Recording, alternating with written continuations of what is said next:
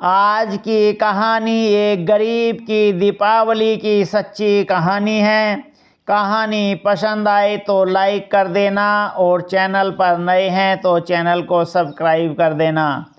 दीपावली का पर्व नज़दीक आ रहा था और स्कूल में सभी बच्चों के मन में मानो खुशियों के पंख लग गए थे और वे तमाम तरीके से रोज़ नए नए पटाखों की लिस्ट बनाते और फिर अचानक दूसरे पटाखे याद आ जाते तो पहली लिस्ट के चिंदे करके चारों ओर उड़ा देते। कोई अपने लिए नए कपड़े खरीदने का सोच रहा था तो किसी ने साल भर बचत करके पटाखे खरीदने का सपना देख रहा था। किसी का तो ये हाल था कि दिन रात पटाखों के बारे में सोचते रहने के कारण उसे सपने में भी रंग बिरंगी फूल झड़ियाँ और आतिशबाजियाँ दिखाई देती थीं। आज सभी बच्चे बहुत खुश थे क्योंकि दिवाली की छुट्टियां शुरू होने जा रही थीं। तभी प्रिंसिपल सर ने सभी बच्चों को हॉल में बुलाया और दीपावली की शुभकामनाएं देते हुए कहा, मैंने आज एक महत्वपूर्ण घोषणा करने के लिए तुम सबको यहाँ बुलवाया है। यह सुनकर सभी छात्र उत्सुक हो उठे और एक दूसरे की तरफ प्रश्नवाचक दृष्टि से देखने लगे। छात्रों की उत्सुकता देखकर प्रिंसिपल सर मुस्कुराकर बोले, जो भी छात्र सबसे शानदार और धूमधाम तरीके से दीपावली का पर्व मनाएगा उसे विद्यालय की तरफ से 5,000 रुपयों का इनाम दिया जाएगा। इतने रुपयों की बात सुनकर तो मानो छात्रों का उत्साह 1000 गुना बढ़ गया और वे खुशी से ऐसे झूम उठे मानो उनके हाथों में 5,000 रुपये आ ही गए हों। वे आपस में अपनी तैयारियों के बारे में बात करते हुए और एक दूसरे को दीपावली की बधाइयाँ देते हुए स्कूल से घर जाने के लिए दौड़ पड़े। सबसे बेहतर करने की होड़ में बच्चों ने जोरों शोरों से नए नए तरीकों को अपनाकर अपनी कमर कस ली थी। झिलमिल करने वाली झालरें घरों की मुंडेरों की शोभा में 4 चांद लगाने लगीं। नीली, लाल, हरी, पीली और भी ना जाने कितनी रंगों की मेल की रंगोली उनके घरों के आगे सजकर एक नई आभा बिखेरने लगी, मानो आसपास से उतरकर इंद्रधनुष धरती पर आ गया हो।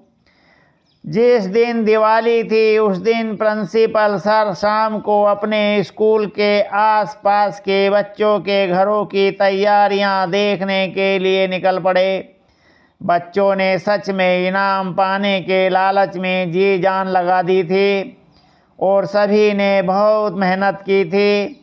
किसी के घर में रंगीन सितारे ऐसे नाच रहा था मानो वो आकाश में टिमटिमाते हुए तारों को मात दे रहा हो, तो किसी के घर की छत पर छोटे छोटे जगमगाते बल्बों से बनी झालर मन को भर सी मोह रही थी।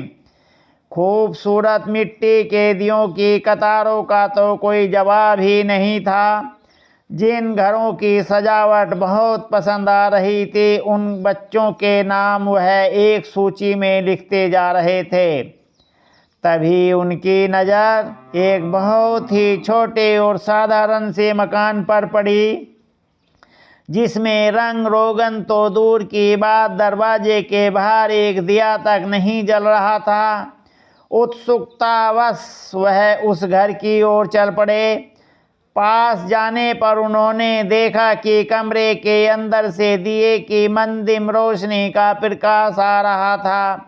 खिड़की से झांकने पर उन्होंने देखा कि बिस्तर पर एक कमजोर सी औरत लेटी हुई थी और उसके बगल में एक लड़का खड़ा था।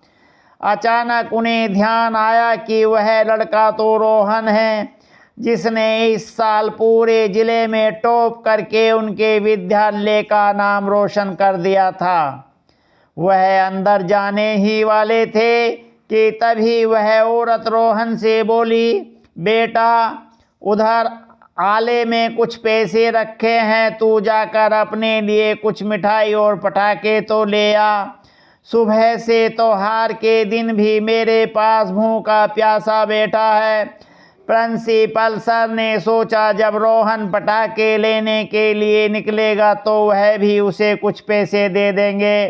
पर तभी रोहन बोला, नहीं माँ, उन पैसों से मैं तुम्हारे लिए दवा और फल लाऊंगा ताकि तुम जल्दी से अच्छी हो जाओ।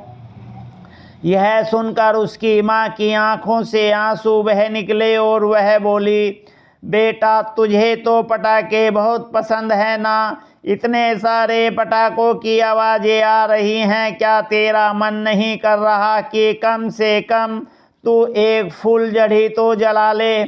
रोहन यह सुनकर अपनी माँ के आंसू पोंछते हुए रूंधे गले से बोला, तुम जल्दी से अच्छी हो जाओ माँ, हम लोग अगले साल 7 पटाखे फोड़ेंगे। उसकी माँ ने खींचकर उसे अपने गले से लगा लिया और फूट फूट कर रोने लगी। यह देखकर प्रिंसिपल सर सन्न रह गए। उस अंधेरे कमरे की रोशनी ने उनके मन में एक ऐसा उजाला भर दिया था जिसकी चमक के आगे सारे शहर की रोशनी फीकी पड़ गई थी। वह अंदर जाकर रोहन से बात करना चाहते थे, उन्हें सांत्वना देना चाहते थे, पर बार बार उनका गला भर आता था। इसलिए वह चुपचाप अपने आंसू पोंछते हुए वहां से चले गए। दूसरे दिन सभी बच्चे इनाम के पीछे जल्दी ही स्कूल पहुंच गए और प्रिंसिपल सर का इंतजार करने लगे। जैसे ही सर आए बच्चे उत्सुकता से उनसे कूद कूद कर इनाम का पूछने लगे।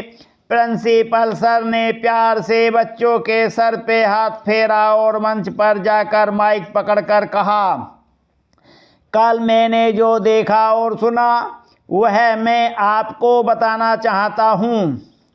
और यह कहकर उन्होंने सभी बच्चों के घरों और मेहनत की तारीफ करते हुए जब रोहन के बारे में बताया तो उनके साथ साथ सभी बच्चों की आंखें नम हो गईं। सभी छात्रों का दिल रोहन के प्रति श्रद्धा और सम्मान से भर उठा। उन्होंने कभी सपने में भी नहीं सोचा था कि रोहन ने पूरे जिले में टॉप किए कि मंदिम रोशनी और तमाम अभावों के बीच न जाने कितनी मुसीबतें झेलते हुए किया था। उसके माँ के प्रति असीम प्रेम ने सबको आज निरुत्तर कर दिया। उन्हें एहसास हुआ कि वो अपने मम्मी पापा के बहुत महंगे कपड़े और पटाखे खरीदने के बाद भी कभी खुश नहीं होते, बल्कि उन्हें सारे साल कहते हैं कि उन्हें दिवाली में तो खास मज़ा ही नहीं आया था। प्रिंसिपल सर ने रूंधे हुए गले से पूछा, बच्चों अब यह फैसला मैं तुम सब पर छोड़ता हूँ कि इस इनाम का असली हकदार कौन है। सभी छात्र एक स्वर में जोर से चिल्लाए, रोहन। और फिर वे सब एक कोने में खड़े हुए खुशी के मारे रोहन को खुशी के मारे उठाकर मंच की ओर ले चले, जहां पर प्रिंसिपल सर ताली बजाकर उसे गले लगाने के लिए खड़े थे।